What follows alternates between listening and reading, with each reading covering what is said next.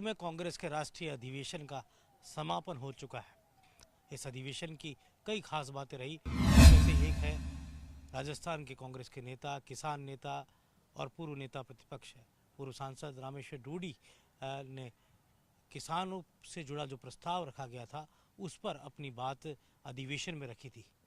और रामेश्वर डूडी के लिए ये इसलिए बड़ी अहम बात है और कांग्रेस की राजस्थान की इकाई के लिए भी एक अहम बात ये है क्योंकि राजस्थान में केवल कुछ ही प्रमुख लीडर्स का संबोधन हुआ, जिनमें से एक रामेश्वर डूडी रहे, जिन्होंने अधिवेशन में किसानों को लेकर आवाज़ बुलंद की। डूडी साहब, आज आपने अधिवेशन में अपनी बात रखी, प्रस्ताव था किसानों से जुड़ा, क्या ऐसे बिंदु रहे जिन पर आपने फोकस किया? देखो, आज देश का किसान किस स्थिति में गुजर रहा है उसके बारे में जो है कांग्रेस ने प्रस्ताव तैयार किया। आज अखिल भारतीय कांग्रेस कमेटी का 85वां महाअधिवेशन था। उस अधिवेशन के अंदर किसानों, फार्मर और किसान से जुड़ा हुआ जो मजदूर है उनके विकास के लिए जो है प्रस्ताव तैयार किया गया। उसके बारे में मेरे को बोलने का मौका मिला। मैंने देश के किसान और प्रदेश के किसान की बात करी। आज देश का किसान इतना दुखी है क्योंकि किसान के पेट पे लात मारने का काम केंद्र में बैठी हुई भारतीय जनता पार्टी सरकार कर रही है। उनको बरगलाने का काम कर रही है। उनको कहीं एक बार कह रहे हैं, चुनाव जब आते हैं लोकसभा के उस वक्त में भारतीय जनता पार्टी के नेताओं के द्वारा ये कहा जाता है कि हम आय दुगनी करेंगे। आज दुगनी तो दूर रही, किसान को फसल का उचित मूल्य नहीं मिल रहा।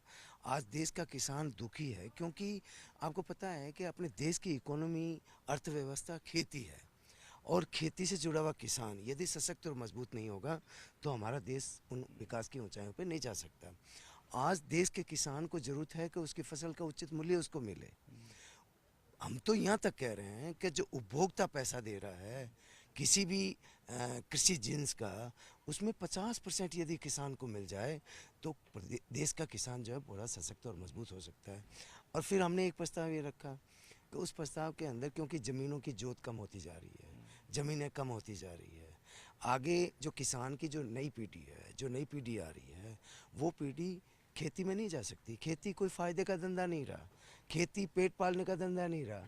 आज खेती से जुड़ा हुआ किसान है, उसकी नई जो पीढ़ी है उस पीढ़ी को हम रोज़गार देना चाहते हैं, अलग धंधों में लगाना चाहते हैं, उसको एक उद्यमी बनाकर और उसको कहीं छोटे मोटे कारोबार के अंदर डालकर उसको रोज़गार देना चाहते हैं। ऐसा हमने प्रस्ताव लिया। ये बहुत अहम बात है क्योंकि आज देश का किसान किस स्थिति से गुजर रहा है और आने वाली पीढ़ी के लिए एक सामने बहुत बड़ा काला मैदान है। और भारतीय जनता पार्टी जिस तरीके से किसान को कुचलने का एक षड्यंत्र रचा जा रहा है, आपको पता है कि देश के अंदर कृषि कानून लाए, तीन कृषि कानून के अंदर वही देश के किसानों का काला कानून साबित हुआ। पूरे देश का किसान सड़कों पर आया। कांग्रेस का एक एक कार्यकर्ता उस किसान से कंधा मिला के और किसान की मदद के लिए सड़कों पे खड़ा था।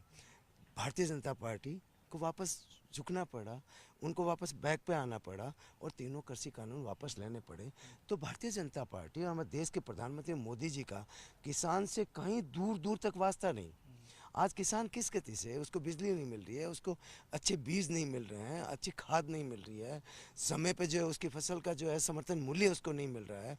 समर्थन मूल्य एक बहकावा है किसान को छलने का, किसान को भड़काने का। जिस तरीके से षड्यंत्र भारतीय जनता पार्टी रच रही है, आने वाले समय के अंदर यही देश की जनता एकता और संगठन से वापस देश की सत्ता के अंदर कांग्रेस को बिठाएगी और कांग्रेस के प्रधानमंत्री राहुल गांधी जी बनेंगे।